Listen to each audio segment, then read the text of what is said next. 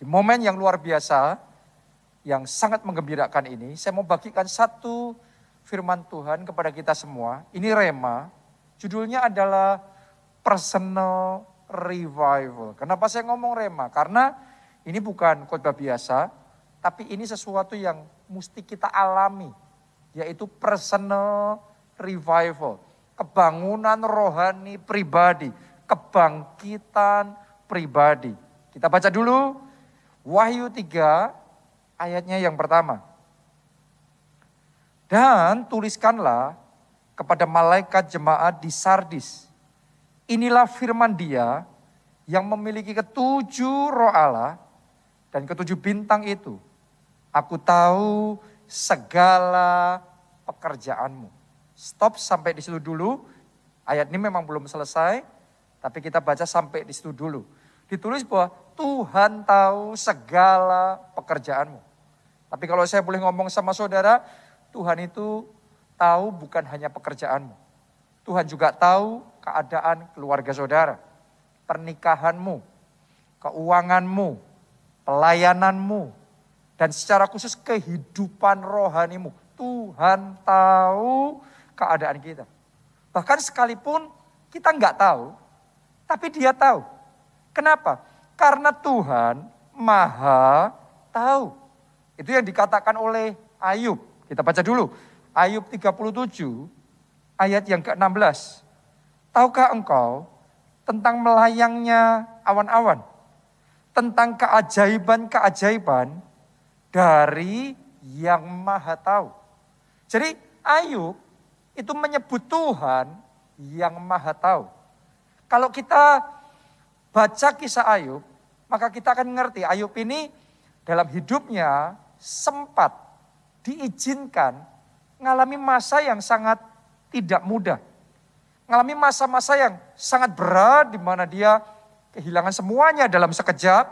Harta miliknya, kambing dombanya, lembu sapinya, semua hamba-hambanya, bahkan anak-anaknya, dia kehilangan semuanya, sampai kesehatannya, dia kehilangan. Dan bahkan kadang-kadang sampai di dalam satu titik, Ayub tuh nggak ngerti, kenapa kok dia diizinkan ngalami semuanya itu, apa alasannya, apa salahnya, apa dosanya, sampai dia diizinkan ngalami semuanya itu. Walaupun dia tidak tahu, tapi ini satu perkataan yang dia katakan, Tuhan Maha tahu. Ayub nggak tahu, tapi dia percaya Tuhan tahu apa yang dia alami. Tuhan tahu apa yang sedang dia lalui. Dan yang lebih penting lagi, Tuhan tahu cara memulihkannya. Dan karena dia percaya itu sama Tuhan, maka sungguh-sungguh Ayub mengalami pemulihan yang luar biasa. Tuhan yang Maha tahu itu sungguh-sungguh memulihkan Ayub. Bahkan memulihkannya 2 kali lipat. Saya mau ngomong begini sama saudara. Tuhan Maha tahu. Sekarang ini kalau Anda renungkan, seluruh dunia sudah kehabisan akal. Sudah gak tahu lagi cara pulih dari pandemi ini. Dulu orang berpikir pandemi ini akan selesai kalau vaksin sudah ketemu. Tapi sekarang varian-varian baru terus muncul. Virus corona terus bermutasi. Sehingga bahkan negara-negara yang vaksinasinya sudah masif sekali, sudah tinggi sekali, tapi terus kasus kematian naik. Terus kasus tingkat positivity naik. Ya, yang positif tambah naik terus. Terus kemudian fasilitas kesehatan sudah kelabakan semuanya. Jadi orang itu sudah gak tahu, para ahli-ahli yang ngerti sudah gak tahu ini kapan selesainya, gimana caranya selesainya. Baru ditemukan vaksin untuk varian ini, sudah muncul varian yang baru. Orang sudah kehabisan akal. Orang dengan segala kemajuan teknologinya sudah gak tahu lagi gimana cara menyelesaikan pandemi ini.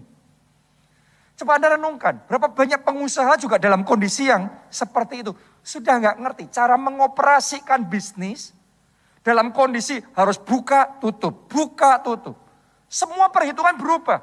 Semua cara kerjanya sudah harus berubah. Sudah nggak ngerti lagi. Ini mau sampai kapan dan mau bisa bertahan berapa lama lagi kalau seperti ini terus. Saudaraku, banyak orang sudah sudah kayak dalam keadaan yang out of their mind. Sudah kayak di luar pemikiran mereka. Jadi mereka nggak tahu gimana caranya dunia bisa pulih, dunia bisa bangkit dari semuanya ini. Tapi hari ini saya mau ngomong sama saudara, sekalipun manusia tidak tahu, tapi Tuhan tahu. Karena Dia Allah yang maha tahu. Dan Dia tahu cara memulihkan kita. Dan Dia pasti akan memulihkan kita. Dan ketika pemulihan itu tiba, saya percaya seperti Dia memulihkan Ayub 2 kali lipat. Demikianlah 2 kali lipat pemulihan, kemuliaan yang Dia akan kerjakan dalam hidup kita. Saya deklarasikan untuk hidup saudara, pemulihan 2 kali lipat, kebangkitan 2 kali lipat, revival 2 kali lipat, Tuhan kerjakan dalam hidup saudara. Jadi alami personal revival itu hari ini sama Tuhan, alami perjumpaan pribadi itu dengan Tuhan. Oke, sekarang kita kembali lagi di ayat yang tadi kita baca, Wahyu 3, ayat 1. Kali ini bagian yang B. Kalimat yang terakhir. Dituliskan begini. Engkau dikatakan hidup, padahal engkau mati. Tuhan ngomong sama jemaat di Sardis, engkau ini dikatakan hidup, padahal mati. Jadi antara yang kelihatan sama yang sesungguhnya itu berbeda. Antara penampilan dan yang di dalamnya itu bisa totally different. Sama sekali berbeda. Kelihatannya hidup, kelihatannya fine-fine aja. Seolah-olah semuanya baik-baik aja. Tapi di dalamnya sudah kropos. Di dalamnya sudah hancur-hancuran. Berapa banyak orang yang keadaannya seperti itu. Berapa banyak pernikahan yang kelihatannya masih oke. Gak bercerai, masih tinggal serumah. Tapi sebenarnya sudah padam cintanya. Sudah gak ada lagi kebahagiaan di situ. Seolah-olah sudah mati. Berapa banyak mahasiswa yang kuliahnya sepertinya masih jalan. Status masih mahasiswa. Tapi sebenarnya di dalamnya sudah gak ada semangat untuk melanjutkan. Apalagi menyelesaikan. Seolah-olah masih hidup. Tapi sudah mati. Berapa banyak para pengusaha, para profesional yang di dalam pekerjaannya masih jalan. Seolah-olah kelihatan dari luarnya. Tapi sesungguhnya yang ada di dalamnya sudah habis. Dan yang kayak gini banyak sekali. Termasuk anak-anak Tuhan, orang Kristen yang kelihatannya kehidupan rohaninya masih oke. Kayaknya masih ibadah. Tapi sesungguhnya kalau mau jujur di hadapan Tuhan mengakui sebenarnya imannya sudah rontok. Apinya sudah padam. Berapa banyak orang Kristen yang sudah mengalami kebangkrutan rohani. Berapa banyak orang Kristen yang bahkan mungkin sudah nggak berdoa. Atau berdoa tapi sudah nggak ada rasanya. Sudah nggak ada gregetnya. Berapa banyak orang yang mengalami kebangkrutan rohani sampai di dalam tahap yang sangat menyedihkan. Ya, jadi seolah-olah masih hidup tapi sudah mati. Kayak zombie. Hidup tapi tanpa arah dan tujuan. Hidup tapi apatis. Hati ini sudah apatis karena sudah nggak tahu lagi mesti ngapain. Sudah frustrasi. Sudah lemah hatinya. Sudah padam dan menjadi dingin. Kalau nggak hati-hati, sebagian orang bisa mengalami yang namanya happy hipoksia rohani. Apa itu happy hipoksia rohani? Di era COVID ini, kalau Anda mengikuti istilah-istilahnya, Anda akan ngerti yang saya maksudkan. Happy hipoksia adalah keadaan di mana seseorang dalam tubuhnya kadar oksigennya sudah turun dengan drastis, tapi nggak kerasa. Jadi dia nggak tahu, seringkali dia nggak ngerti. Di luar kayaknya baik-baik aja, fine-fine aja, tapi sebenarnya dia dalam kondisi yang sangat berbahaya sekali. Karena kadar oksigennya sudah menurun. Jadi kalau itu dibiarkan, akibatnya bisa fatal. Banyak orang meninggal dunia karena terlambat. Karena nggak ngerti bahwa kadar oksigennya sudah drop di titik yang sangat rendah sekali. Nah, sama halnya dengan dalam kehidupan rohani. Sebagian orang tanpa sadar ngalami yang seperti itu. Seperti jemaat di Sardis ini. Kelihatannya masih hidup, tapi dalamnya sudah padam. Dalamnya sudah mati. Buat saudara yang ngerasa seperti itu, seperti jemaat di Sardis ini, ada satu pesan Tuhan yang saya mau bagikan kepada saudara dan doa saya Anda bisa menerima. Kalau Anda terima pesan ini, hari ini engkau mengalami revival. Hari ini saya deklarasikan pemulihan terjadi. Seperti Ayub dipulihkan, Anda juga dipulihkan oleh Tuhan. Amin. Ayo kita baca Wahyu 3. Tadi kita baca ayat 1, sekarang ayat yang kedua. Ini pesan Tuhan, tolong buka hati saudara dan terima pesan firman Tuhan ini. Bangunlah, disuruh bangun. Apalagi, kuatkanlah apa yang masih tinggal, yang sudah hampir mati. Sampai di situ aja pembacaan kita. Ini yang Tuhan mau. Semua yang sudah hampir mati dalam hidup saudara harus dikuatkan kembali. Dengan sengaja, bukan nunggu orang lain menguatkan kita. Bukan nunggu orang lain memberikan kekuatan sama kita. Tapi Tuhan ngomong kamu yang bangun. Kita yang harus menguatkan apa yang masih tinggal. Tapi yang sudah hampir mati. Jadi hari ini saya ajak saudara kuatkan hatimu. Ayo yang kemarin hatinya sudah kayak putus asa. Sudah kayak menyerah. Tuhan ngomong bangun. Kobarkan kembali api roh saudara. Yang sempat kehilangan visi dan tujuan hidup, arah. Hari ini saya mau katakan sama saudara, bangkit kembali. Visi itu tidak hilang. Tuhan masih punya rencana yang besar dalam hidup saudara. Bangunlah, kuatkanlah apa yang masih tinggal, yang sudah hampir mati. Ayo bangun, ayo bangkit. Saya mau ngomong sama saudara, kelompok sel yang sudah hampir mati harus dibangun kembali. Ini pesan Tuhan loh. Anda terima ini. Ya. Jadi kehidupan saudara, kehidupan rohani, kehidupan doa saudara yang sudah hampir mati harus dibangun kembali. Pondok Daud yang sudah hampir mati harus dibangun kembali. Komitmen kita mengiring Tuhan yang sudah hampir pudar harus dibangun dan dikuatkan kembali. Kenapa? Karena ini yang akan membuat kita mengalami revival.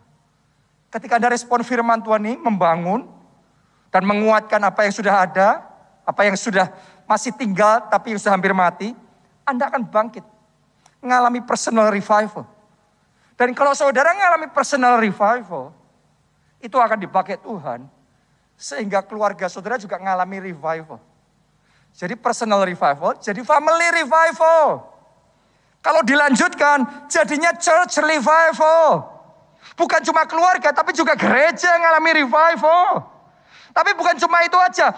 Akhirnya bangsa kita, bangsa-bangsa ngalami revival. Jadi revival kita pribadi masing-masing ini multiplier efeknya besar sekali.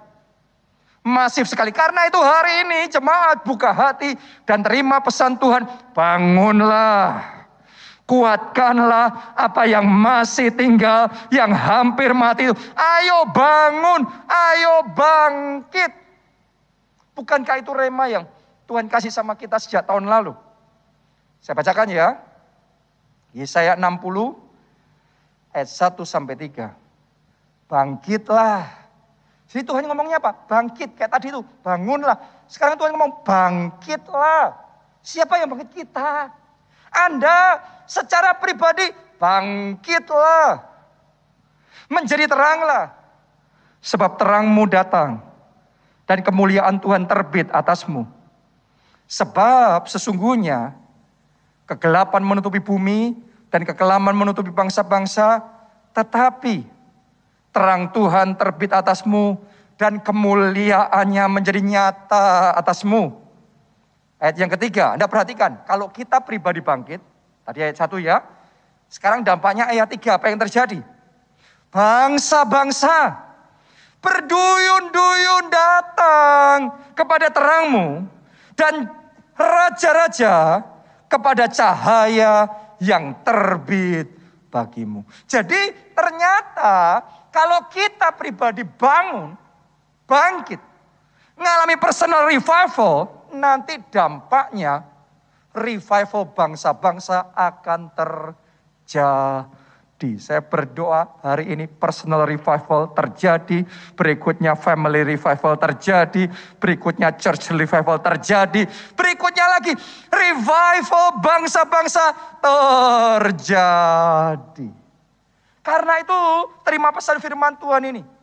Bangunlah, kuatkanlah apa yang masih tinggal, yang hampir mati, jangan dibiarin mati. Yang sekarat jangan dibiarin sekarat. Bulu yang terkulai takkan dipatahkannya.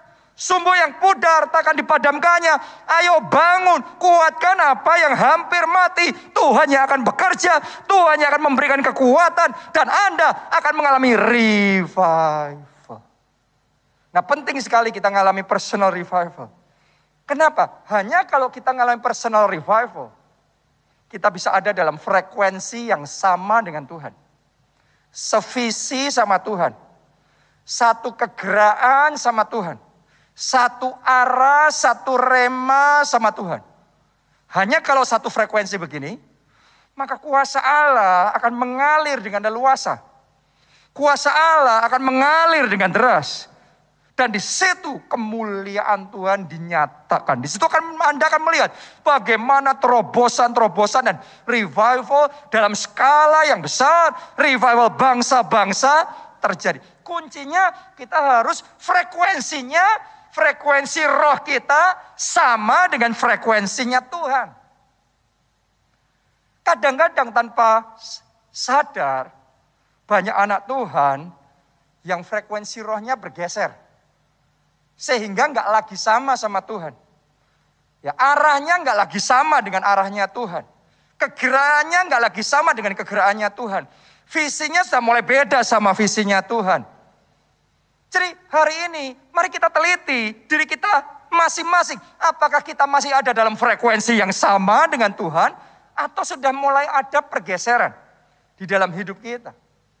Dulu Tuhan ngasih rema, pondok Daud. Kalau Anda frekuensinya sama dengan Tuhan, Anda akan bergetar di situ. Dan saya tahu jemaat keluarga Allah benar-benar meresponi rema membangun pondok Daud itu. Karena Tuhan yang ngomong kok, itu kerinduannya Tuhan pada akhir zaman. Pondok Daud dibangun kembali. Dan orang yang frekuensinya sama Tuhan sama, itu cepat bergetarnya, cepat ngerasa dapat remanya, cepat melangkahnya dan benar-benar bangun pondok Daud. Tapi sekarang kalau Anda dengar tentang bangun pondok Daud, masihkah ada kobaran api roh itu menyala dalam hati saudara? Atau sudah kayaknya kebas? Sudah kayaknya nggak kerasa apa-apa? Hati-hati, bisa saja tanpa sadar frekuensi roh kita sedang bergeser. Tadinya saudara ditantang untuk melayani. Bahkan tanpa ditantang pun saudara sediakan diri. Anda punya kerinduan membalas kebaikan Tuhan. God is so good. Tuhan baik banget dalam hidupku. Aku mau balas kebaikan Tuhan. Aku mau melayani Tuhan. Aku mau pakai semua yang ada dalam hidupku untuk menyenangkan dan menyukakan hati Tuhan. Itu kerinduan melayani itu searah, sevisi, satu frekuensi sama Tuhan. Tapi bagaimana dengan sekarang? Jangan-jangan tanpa sadar, sekarang pelayanan jadi beban. Rasanya pelayanan kayak cuma kewajiban. Rasanya kalau bisa sudah gak usah pelayanan deh. Dan kita mulai ambil langkah sedikit demi sedikit, kita lepasin supaya gak terlalu kerasa. Sedikit demi sedikit, karena kalau langsung kan gak enak nanti. Saya mau ngomong sama saudara tanpa sadar, frekuensi roh kita sudah bergeser. Jangan sampai kita seperti jemaat di Sardis yang firman Tuhan ngomong, kamu masih hidup. Dikatakan masih hidup, tapi sudah mati. Hari ini bangunlah, kuatkanlah kembali apa yang masih tinggal, tapi hampir mati. Jadi saya mau ngomong sama saudara, ayo cek yang ada di dalam diri kita ini. Apakah frekuensi roh kita masih sama atau sudah mulai bergeser beda dari Tuhan? Dulu kalau firman Allah dibagikan, kita cepat dapat rema. Sekarang firman Allah dibagikan, rasanya di hati hambar. Kayak kita nggak dapat apa-apa.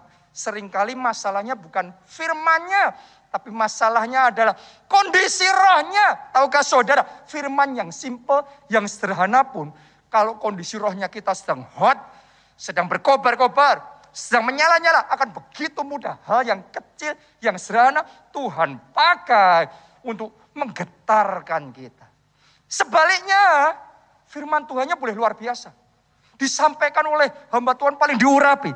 Tapi kalau roh kita sedang padam, frekuensinya sudah bergeser jauh dari Tuhan. Susah nangkep rema dari Tuhan. Susah dapat sesuatu dari Tuhan. Dulu dengar tentang taburkan benih profetik. Wah, kita yang ada di garis terdepan menabur. Tapi kadang-kadang kalau frekuensi roh sudah mulai bergeser, kita kayaknya sudah capek ngapain nabur. Saya ingin ajak saudara, ayo cek di hati kita. Dan mari kita pastikan frekuensi kita sama dengan Tuhan. Karena itu saya berdoa buat kita semua yang frekuensi rohnya sempat bergeser dan beda sama Tuhan. Hari ini pemulihan terjadi. Personal revival terjadi. Anda terima pesan firman Tuhan ini. Bangunlah, kuatkanlah apa yang masih tinggal, yang hampir mati. Jangan dibiarkan mati. Mulai hari ini kebangkitan terjadi. Revival terjadi. Pembaharuan terjadi. Pemulihan terjadi dalam hidup saudara. Sehingga frekuensi roh kita mulai bergetar kembali, searah kembali. Frekuensi roh kita sama dengan Tuhan. Nah, kuncinya supaya frekuensi roh kita kembali dipulihkan, sama dengan frekuensinya Tuhan, adalah hidup kita harus kembali berpusat sama Tuhan. Jadi yang membuat frekuensi kita beda sama Tuhan, karena pusat hidup kita sudah beralih. Jadi supaya bisa sama lagi sama Tuhan, pusat hidup kita harus kembali berpusat sama Tuhan. Ayo kita baca dulu 2 Timotius 3 ayat 1 sampai 5. Di sini saudara akan melihat ya keadaan manusia yang frekuensinya beda sama Tuhan. Saya bacakan, ketahuilah pada hari-hari terakhir akan datang masa yang sukar. Namanya juga masa yang sukar, hidup jadi keras. Dan godaannya adalah kita jadi egois. Cuma memikirkan diri kita sendiri. Karena masa yang sukar. Mari lihat, lanjutkan berikutnya. Manusia akan mencintai dirinya sendiri dan menjadi hamba uang. Mari kita teliti. Ya, karena kalau frekuensi rohnya beda sama Tuhan, kita akan lebih serupa dengan dunia. Kita teliti ya, kita lihat. Seperti apa? Kita lebih serupa sama Tuhan atau serupa sama dunia? Mereka akan membual dan menyombongkan diri. Mereka akan menjadi pemfitnah. Mereka akan berontak terhadap orang tua. Dan tidak tahu berterima kasih. Tidak mempedulikan agama. Gak peduli doa-doa, pelayanan-pelayanan, ibadah-ibadah, gak peduli. Oke, tidak tahu mengasihi, tidak mau berdamai, suka menjelekkan orang, tidak dapat mengekang diri, lebih menuruti hawa nafsu daripada menuruti Allah. Secara lahiriah, mereka menjalankan ibadah mereka. Wow, tunggu dulu. Berarti semua orang yang tadi ngelakuin semua itu, ternyata masih menjalankan ibadahnya. Berarti mereka ini kemungkinan besar orang Kristen. Ya, masih menjalankan ibadahnya. Tetapi pada hakikatnya mereka memungkiri kekuatannya. Jauhilah mereka itu. Jadi kalau orang frekuensi rohnya sudah bergeser, beda sama frekuensinya Tuhan, hari demi hari hidupnya semakin sekuler. Semakin serupa dengan dunia. Akhirnya jadi manusia sekuler, manusia duniawi. Padahal firman Tuhan ngomong saudara dan saya harusnya kita jadi man of God. Kita jadi manusia Allah. Bukan manusia duniawi. Tapi manusia Allah bukan serupa dengan dunia, tapi serupa dengan Allah.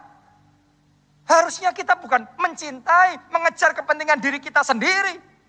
Tetapi kita mengutamakan Tuhan, kita menomorsatukan Tuhan, kita mengejar untuk menyenangkan hati Tuhan. Kita mau memprioritaskan Tuhan lebih dari segala-galanya. Kita mencari terlebih dahulu kerajaan Allah dan kebenarannya. Itu manusia Allah. Dan doa saya, saudara semua mulai hari ini makin hari makin serupa dengan Allah. Frekuensi saudara makin sama dengan Tuhan. Sehati, sevisi, satu roh dengan roh Allah. Anda semua manusia Allah. Itu sebabnya saya tantang saudara, ayo fokus hidup kita mesti kembali sama Tuhan. Nomor satu kan Tuhan. Itu kuncinya. Jangan sampai kita menomorduakan Tuhan, tetapi menomorsatukan diri kita sendiri. Anda yang rugi. Kalau nomor satu digeser dari Tuhan pada diri sendiri, rugi. Kembali ya, ayo kembali. Tuhan nomor satu. Tuhan nomor satu. Tuhan yang utama. Tuhan yang pertama. Saya bacakan Hagai 1 ayat 2 sampai ayatnya yang ke-8. Beginilah firman Tuhan semesta alam. Bangsa ini berkata, sekarang belum tiba waktunya untuk membangun kembali rumah Tuhan. Maka datanglah firman Tuhan dengan perantaraan Nabi Hagai bunyinya. Apakah sudah tiba waktunya bagi kamu untuk mendiami rumah-rumahmu yang dipapani dengan baik, sedang rumah ini tetap menjadi reruntuhan. Jadi pada waktu itu ada perdebatan. Yang mana lebih utama, yang mana lebih dahulu? Tuhan dulu atau kita dulu? Dan mereka ngomong kita dulu. Jadi mereka ini menomorduakan Tuhan dan menomorsatukan diri mereka sendiri. Dan ada konsekuensinya. Kita lihat ayat yang kelima dan seterusnya. Oleh sebab itu, beginilah firman Tuhan semesta alam. Perhatikanlah keadaanmu. Tuhan ngomong, ayo perhatiin ya, kamu lihat aja. Kalau orang menomorsatukan diri sendiri, itu kan yang penting kita. Berarti mau merawat diri kita sendiri, mengutamakan diri kita sendiri. Tapi apakah itu benar-benar akhirnya akan mendatangkan kebaikan untuk diri kita sendiri? Itu pertanyaan yang Tuhan ngomong. Are you sure? Apakah engkau yakin dengan menomorsatukan dirimu, maka engkau akan baik-baik saja? Tuhan ngomong, perhatikanlah keadaanmu. Bagaimana keadaan mereka pada waktu itu? Kamu menabur banyak, tapi membawa pulang hasil sedikit. Jadi kerjanya banyak, hasilnya sedikit. Kamu makan, tapi tidak sampai kenyang. Gak bisa nikmat, gak bisa puas. Kamu minum, tetapi tidak sampai puas. Kamu berpakaian, tetapi badanmu tidak sampai panas. Dan orang yang bekerja untuk upah, berarti bekerja untuk cari penghasilan. Ia bekerja untuk upah yang ditaruh dalam pundi-pundi yang berlobang. Jadi bolong terus, bocor terus. Ada sih pemasukan, habis terus. Kenapa? Karena pemasukannya, penghasilannya seperti seolah ditaruh dalam pundi-pundi yang berlobang. Kok bisa? Tuhan ngomong, perhatikan keadaanmu. Perhatikan yang mengutamakan diri sendiri, yang menomorsatukan diri sendiri, dan menomorkeduakan Tuhan. Perhatikan keadaanmu. Itu firman Tuhan pada mereka pada waktu itu. Mari kita renungkan ini dalam hidup kita masing-masing. Beginilah firman Tuhan semesta alam. Perhatikanlah keadaanmu. Dan sekarang Anda buka hati. Karena Tuhan mau memberikan satu instruction. Petunjuk buat kita semua. Ayat 8. Jadi, naiklah ke gunung. Bawalah kayu. Dan bangunlah rumah itu. Maka aku akan berkenan kepadanya. Dan akan menyatakan kemuliaanku di situ. Firman Tuhan. Wow. Tuhan ngomong sama mereka pada waktu itu. Lihat, perhatikan keadaanmu yang seperti itu. Jadi kalau kamu mau ngalami pemulihan, Tuhan ngomong naik ke gunung. Saya ajak saudara, ayo kita naik ke gunung Tuhan. Ayo kita bangun rumahnya. Bangun mesbah doa itu naik mulai ke level yang tinggi. Bangun mesbah doa, bangun pondok Daud. Saya akan ngomong seperti ini terus. Kenapa? Karena kadang-kadang sebagian orang mendengar dan lewat. No. Tuhan terus mengingatkan kita. Bangun pondok Daud. Ayo bangun mesbah doa. Ayo bangun pujian penyembahan. Belajar nomor satu kan Tuhan. Belajar mengutamakan Tuhan. Bangun kehidupan pribadi. Doa pribadi saudara. Hubungan intim saudara dengan Roh Kudus. Utamakan itu. Jadi kehidupan rohani harus diutamakan. Bukan yang lainnya dulu. Tuhan nomor 2. No. Tuhan nomor 1. Kehidupan rohani nomor 1. Bangun dulu. Cari dulu kerajaan Allah. Bangun dulu pondok Daud. Senangkan dulu hati Tuhan. Layani Tuhan dan puaskan hati Tuhan terlebih dahulu. Maka firman Tuhan berkata, maka aku akan berkenan kepadanya. Wow, kalau engkau menomorsatukan Tuhan, perkenanan Tuhan akan datang dalam hidup saudara. Dan akan menyatakan kemuliaanku. Anda akan melihat new wave of glory. Gelombang baru kemuliaan akan dimanifestasikan. Saya rasa kuat sekali sekarang dalam hati saya. Akan ada orang-orang yang terima rema ini. Dan saudara mulai benar-benar menomorsatukan Tuhan lebih dari segala-galanya. Dan sebelum akhir tahun ini, Anda akan melihat kemuliaannya dinyatakan. Gelombang baru kemuliaan Tuhan, new wave of glory dimanifestasikan dalam hidup saudara. Nomor satukan Tuhan. Nomor satukan Tuhan dan alami personal revival.